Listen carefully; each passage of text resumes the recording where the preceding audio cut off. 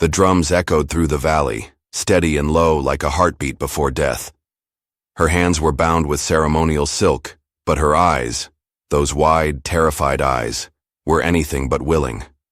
The crowd watched in silence as the tribal chief approached, his face masked in paint and pride. Behind him, the flames of the sacred fire danced higher, hungry. She tried to speak, to cry out, but her voice was gone. Taken days ago, when they found her alone at the river. When he'd pointed at her with that bone-carved staff and declared, "She will be my wife." Now, as the chief raised the ceremonial blade to mark their binding, a scream tore through the stillness. Not hers. It came from the forest, from the shadows. And then, chaos. Men yelling, torches falling, horses charging. And through it all, a figure in the dark, cloaked, swift, unrelenting, rushed toward her like a ghost returning from the dead. But before we jump back and unravel how she ended up here, bound by silk and fate, introduce yourself and let me know where you're tuning in from. And if this story touches you, make sure you're subscribed. The sun rose lazily over the valley, casting long shadows across the cracked earth and thorned brush. Dust hung in the air like an unspoken truth, thick, dry, and unwilling to settle. The town of Arendelle lay tucked between two crooked hills, forgotten by time and untouched by progress. A single dirt road split it in half, flanked by sagging wooden homes and rust-bitten tin roofs that whispered when the wind blew too hard. Life moved slowly here, not by choice but by burden. Every morning she walked that road, barefoot, limping slightly, head down. Her name was Aliyah. People didn't say her name often, not out loud. They called her that girl, or the quiet one, or most often just changed the subject entirely. Her story wasn't one they wanted to retell, not because they didn't know it, because it made them uncomfortable, because it reminded them of how fragile the line between safety and sorrow truly was. Her house sat on the edge of town, past the last fence, near where the forest began to claim the land again. It had been her parents' house once, until the fever took her mother, and grief took her father. Now it was silent, a place filled with echoes and faded warmth. No one visited. No one checked in, not since the accident. 3 years ago, Aliyah had gone missing for 2 nights. When she returned, her face was torn open just above the cheekbone. A jagged scar now ran from the corner of her left eye to her jawline, like a cruel hand had dragged a knife across her beauty. Her right leg, broken and poorly healed, gave her a slight uneven gait. But the worst was what couldn't be seen. The silence in her ears. A blast, they said. Or a fall. She never told. Aliyah was deaf. And in Arendelle, different was dangerous. They whispered that she was cursed, that the spirits had touched her, that she had wandered into something sacred and left it damaged. Children crossed the road when they saw her. Old women clutched their necklaces. Men simply looked away. She could see it in their eyes, the discomfort, the pity, the fear. And so she kept to herself. She rose with the sun, gathered what roots and herbs she could, sold them to the herbalist in the square, and returned home before the church bell rang noon. She read old books with torn pages. She painted the sky on broken wood scraps. She watched the birds fly in pairs and wondered what it was like not to feel alone. Some nights she dreamt in sound, the memory of her mother's voice humming as she cooked, the bark of a dog she once had, her own laughter, light, free, forgotten. But then morning would come, and with it, silence. The only person who spoke to her was old May, the town's laundress, who'd gone blind a decade ago and never cared for village gossip. May would sit on her porch with a basket of clothes and wave Aliyah over with her bony hand. "You're still here," May would say, not as a question, but a strange kind of compliment. Aliyah would nod and hand her a bundle of herbs, always the same. Rosemary for memory. She had no friends, only whispers. And yet, something about her silence made people nervous. Not loud like grief, not chaotic like rage, but quiet, deep. The kind of silence that waits, that holds secrets, that knows. One day, as she returned from the river with her sack of herbs, she noticed something strange. Hoof prints in the dirt, leading toward the village but too wide set to be from the locals' horses. They were fresh. Heavy. That night, drums echoed in the distance, faint, rhythmic, foreign. And the next morning the chief arrived. Not their chief, not a mayor or preacher or sheriff. No, this was a tribal chief from beyond the ridges, where the land was wilder and laws were older. His people moved with the earth, followed spirits, spoke in symbols, and wore stories on their skin in ink and ash. He came with 12 riders and a cart of goods, offering trade for salt, fabric, grain. But that was just the surface. Beneath it, something else pulsed. Intention. And when his eyes landed on Aliyah, everything changed. He looked at her not with disgust, but interest. Not pity, but recognition. As if her scar told a story he'd heard before. As if her silence was not strange to him, but sacred. She stood frozen in the square, holding a bundle of time, as he dismounted and walked straight to her. No one breathed. No one stopped him. He raised his hand and pointed, first at her heart, then at his own. Then, he said it. She will be my wife. It was not a question, not a request, a declaration. Gasps erupted around her. Someone dropped a clay pot. The herbalist stepped back. May, seated in her usual chair, turned her face toward the commotion, blind eyes wide. Aliyah didn't move. She couldn't hear the chief's voice, but she felt the weight of his words, felt the air shift around her, felt the town recoil, not in defense of her, but in surrender. They would let her go. Of course they would. She was the outsider, the cursed one, a problem solved. Before we dive deeper into what happened next, just a quick note. I'm Thomas, the voice behind this narration. If you enjoy how it sounds, let me know in the comments. I read them all, and your support helps me keep telling stories that need to be heard. Back in the square, Aliyah looked around, at the faces of people who had never spoken to her with kindness, who now smiled faintly, relieved, as if she were finally being removed. But one person didn't look away. A boy, barely a man, stood at the edge of the well. He didn't flinch, didn't smile. His eyes locked on hers with something she hadn't seen in years. Resistance. She didn't know his name, but in that moment, she knew he might be the only one who would try to stop this. If he could. The sun dipped behind the hills that evening, with a reluctance that felt unnatural, like even the light was uneasy. The tribal chief and his men had set up camp just beyond the town, where the grass turned golden and the trees whispered secrets to the wind.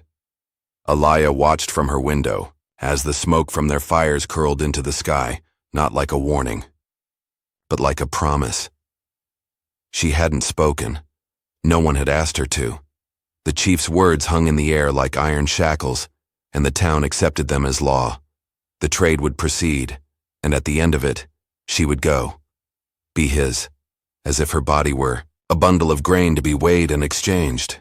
That night, sleep didn't come. The silence in her world felt heavier. Usually it gave her peace. Now it smothered her.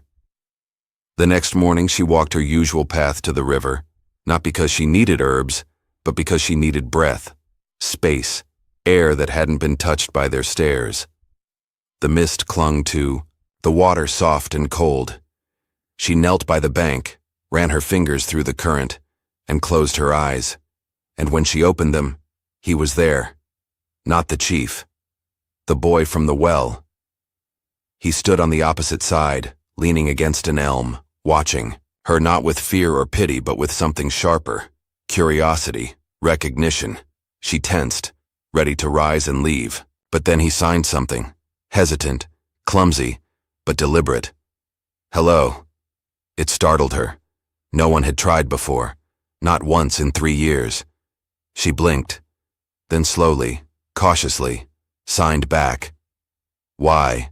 He paused, shrugged, then pointed to his chest and signed, "Brother was deaf," followed by, "I remembered a little." A small flicker, something dangerously close to warmth, stirred in her chest.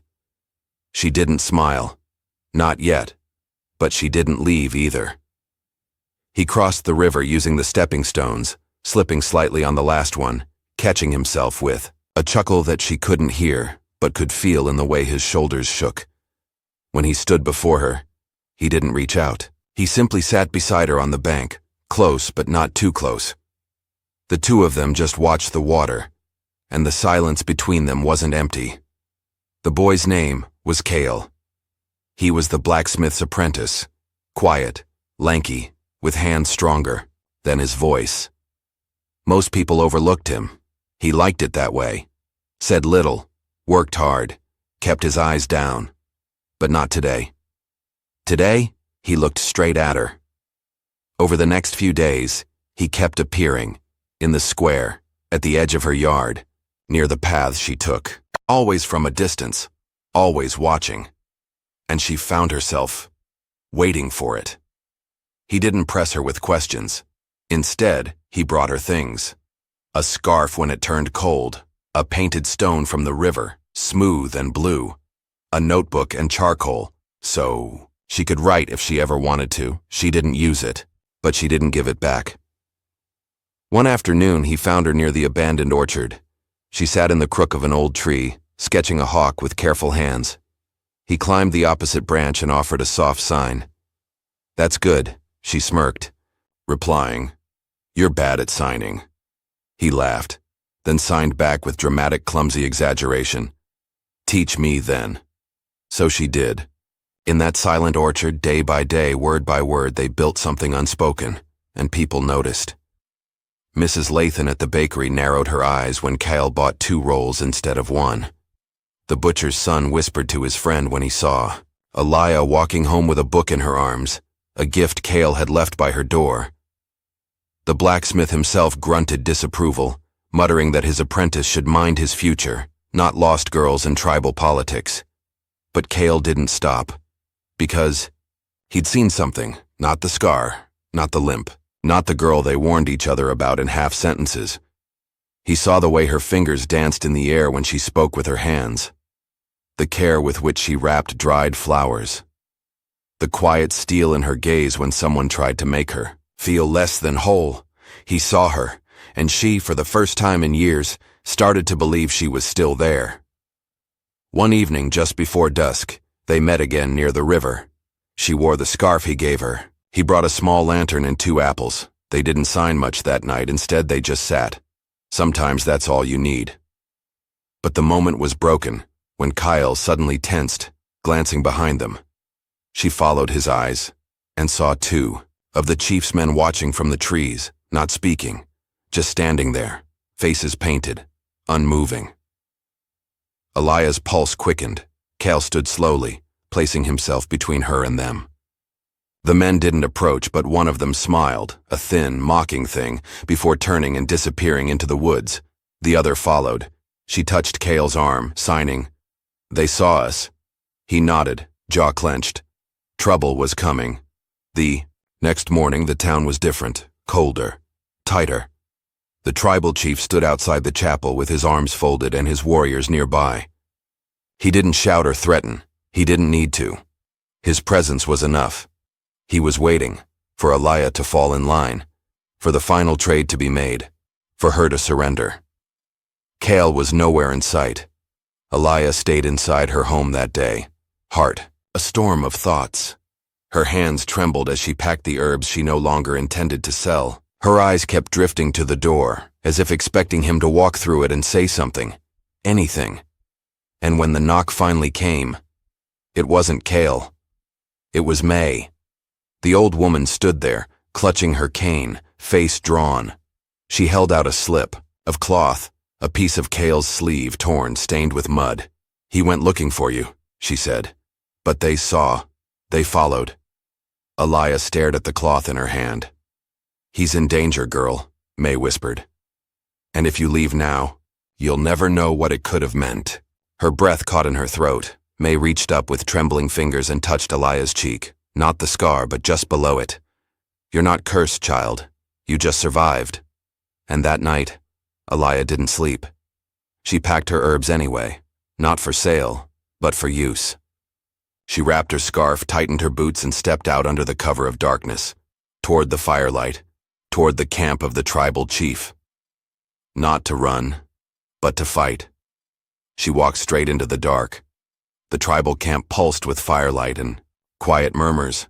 Warriors sharpened blades under the stars. The chief's tent stood at the center, draped in crimson cloth, guarded by 2 stone-faced sentries. She wasn't thinking clearly. Just deeply, Kale had risked something sacred. For her. If they had him, she would not beg. She would trade. Her breath was slow, but her fingers ached from clenching the pouch of dried bellroot and sleeping nettle. Not enough to kill. Just enough to hush the world for a while. She stepped into the clearing like someone who had nothing left to lose. And they saw her. The guards didn't stop her. She didn't know whether that was because they expected her or wanted the spectacle. Inside, the chief stood tall and calm, too calm. He was younger than the title made him seem, but the kind of man who wrapped cruelty in silk. His eyes flicked to the pouch in her hand, then back to her face. "You came," he said, the words slow and oily. "I wondered if the blacksmith's dog had distracted you too much." She froze. His smile deepened. Then he stepped aside. And Kale was there, kneeling, bruised, a split lip, but alive. His wrists were bound behind him. One of the warriors held a spear to his back. "He came snooping," the chief said casually. "We thought he might be looking for you." Alaya's heart thrashed in her chest. She took a shaky step forward, raising the pouch. "Let him go. I'll come with you." The chief cocked his head. How noble, but that wasn't the deal. He reached into his sleeve and pulled out something small and cruel. Her sketch of the hawk, torn from her notebook. "I know you've been meeting," he said. "I've seen the way he looks at you. Like you're a woman, not a trade." He stepped closer, so close she could smell the sweet sting of wine on his breath. "You forgot your place," he whispered. Then he slapped her. Not hard, not with rage, but with precision, like a reminder. Her head snapped to the side. Her ears rang with phantom sound. Her body froze in place. For a moment, she was 14 again, back in the square, hearing the silence of 100 voices not raised, to stop what was coming. This time, no one was watching, only Kale, struggling against his binds, crying out words she couldn't hear. The chief motioned to his men. "Lock him up, and take her to the tent. She'll remember who she belongs to." The cold hit her first. She didn't know how long she'd been running. Her legs were numb, her hands cut from branches and thorns. Snow had begun to fall, gentle at first, then urgent. They had tried to keep her in the tent, but she waited for the moment when the fire burned low, when the guards turned their backs, when the wind howled loud enough to cover her escape. And then she ran as far and fast as she could, away from the camp, the chief, the deal, the bruises, the lies. But freedom cost more than her body had left. Her legs gave out near the base of the hill. She fell to her knees, then forward into the snow, her breath coming in short, ragged clouds. The world around her blurred. She was tired. So tired. Maybe this was easier. No more whispers, no more fights, just rest. Her face pressed into the snow. Cold seeped into her bones like a slow lullaby. Her fingers curled, then loosened. Then footsteps. And a voice. Not loud, not desperate, just steady. Her name. Alaya. She didn't turn. She didn't have to. He knelt beside her, his breath coming fast. His hands didn't touch her right away. He waited. Waited for her to move, to flinch, to run. She didn't. So slowly, carefully, Kale brushed the snow from her cheek and unwrapped his cloak, draping it around her shoulders. "You're safe," he whispered. "I'm here. Not, I saved you. Not, you owe me, just here." They found shelter in a hollowed-out chapel ruin, what had once been a pilgrim's rest stop, now lost to the woods. He made a fire with trembling fingers, pulled off his coat and gave her the last of the apple from his satchel, wrapped her hands in cloth so the frostbite wouldn't spread. Alaya didn't speak for hours. She just stared into the flames, blinking back tears she didn't allow to fall. Kyle didn't push. He sat beside her, quiet, still, and after a long while she signed slowly. "Why did you come for me?" He looked at her, eyes soft but unwavering. Then, without speaking, he took out something from his pouch, a small, smooth, riverstone painted blue, the one she had returned. "I thought, if I lost you without trying, I'd carry that regret longer than a scar." She watched him, her hands trembling. Then she signed, not quickly, but clearly. "He hit me." Cale's jaw tightened. "I know." They let him. "I know." She looked down at her hands, then signed again. "I am not whole." He waited a moment, then reached over, took her hand and signed clumsily back. "You're more." Silence. Then, a crack in her chest, like ice finally breaking. She began to cry. Not loud, not dramatic, just a single sob, barely a sound, but full of years. Kyle didn't speak. He held her hand, and didn't let go. By morning, the snow had stopped. The forest was silver and still. Alaya woke with her head against his shoulder, a blanket of quiet draped over the world. She felt fragile, but not broken. Cale stirred beside her. When she sat up, she noticed something tied to his wrist, a strand of red thread from the tribal chief's tent. She touched it lightly. He met her gaze and said, "I stole the map. I know where the trade will happen." Alaya stared at him. He looked scared, determined. "You don't have to fight," he said, "but I will." She shook her head, then signed. Not alone. The fire didn't start with flames. It started with a hammer. Kyle's hand struck wood, steady and sure, as the first beams of the cabin rose into the mountain air. Alaya stood nearby, sleeves rolled, cheeks smudged with dirt, her fingers calloused from days of hauling stone and gathering timber. They didn't talk much, not because they didn't need to, because they understood.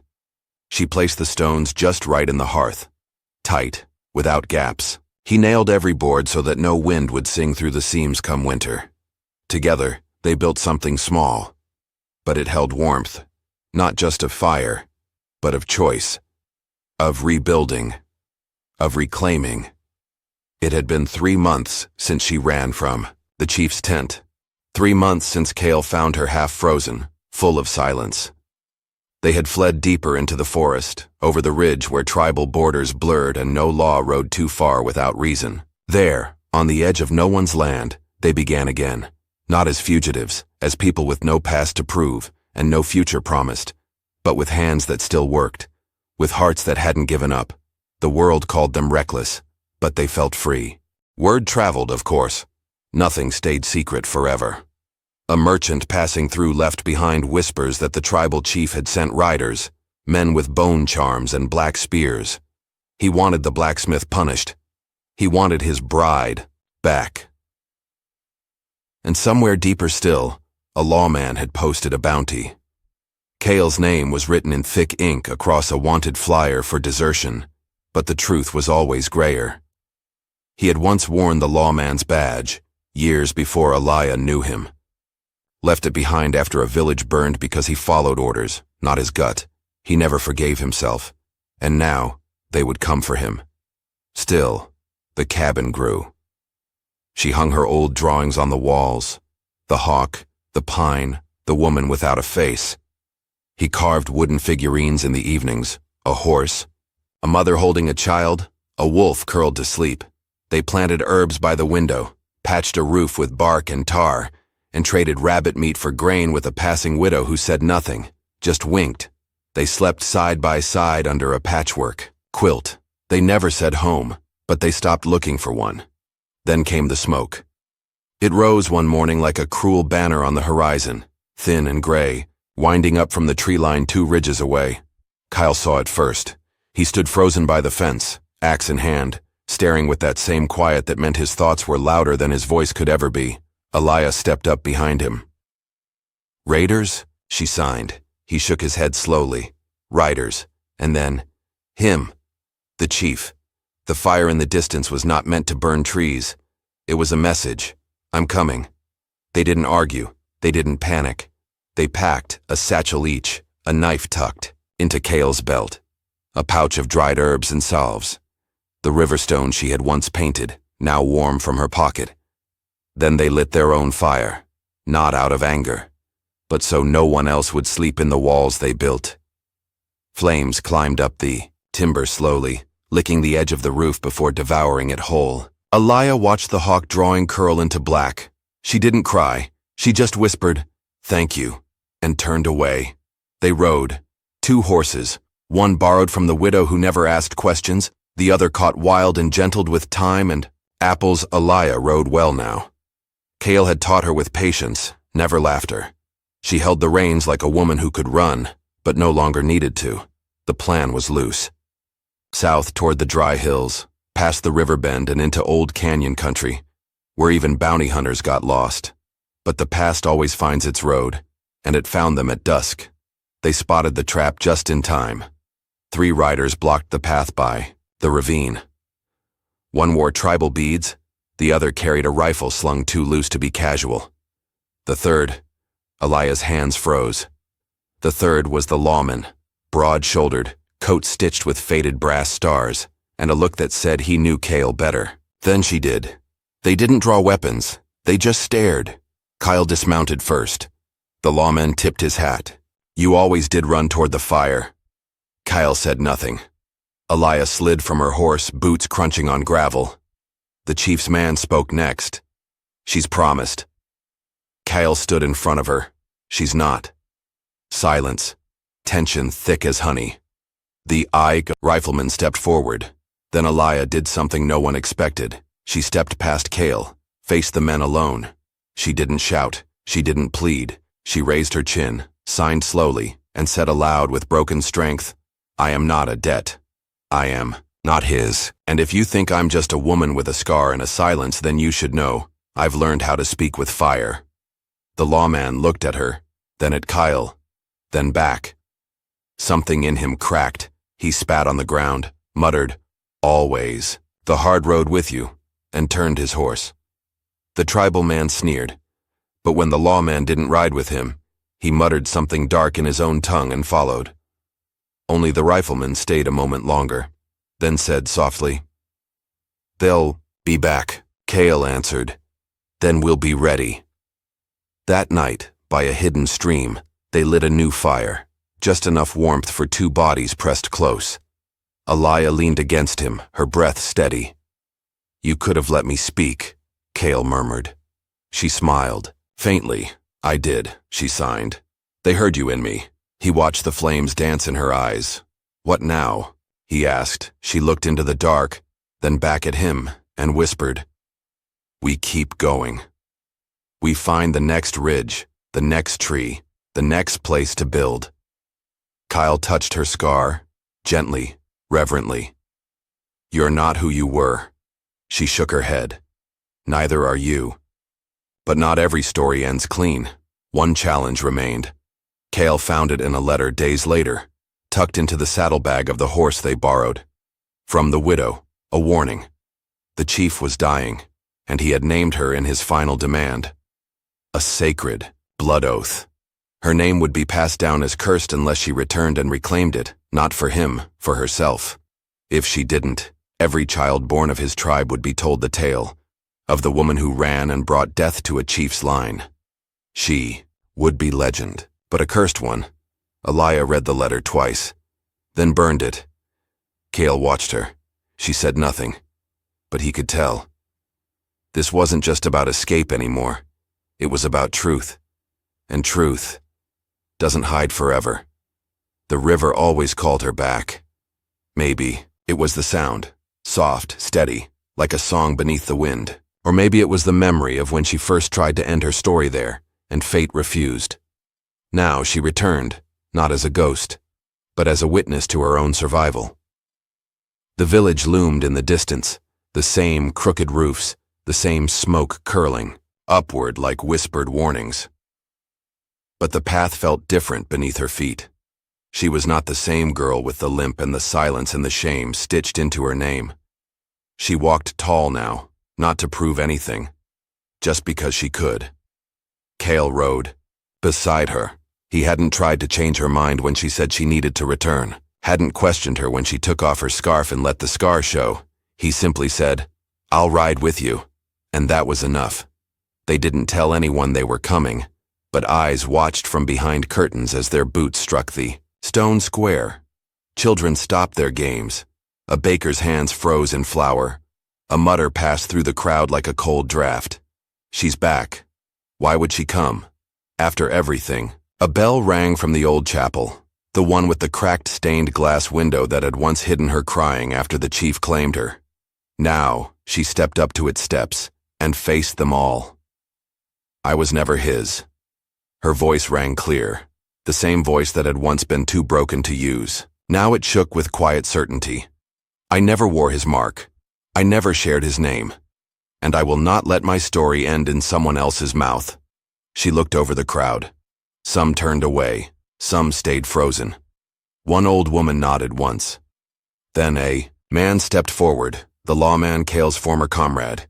He removed his hat and bowed his head. "You came back. Even after he cursed your name." Elijah met his gaze. "I came to uncurse it." He paused. Then, without another word, turned and walked away. Sometimes, even lawmen know when to step aside. A priest came out, one who had known her as a child. He looked at her, at Kyle, at the crowd, then said, "If you have something to declare, the altar is open." She looked to Kyle, but he didn't move, didn't need to. This was her moment, not his. She stepped forward.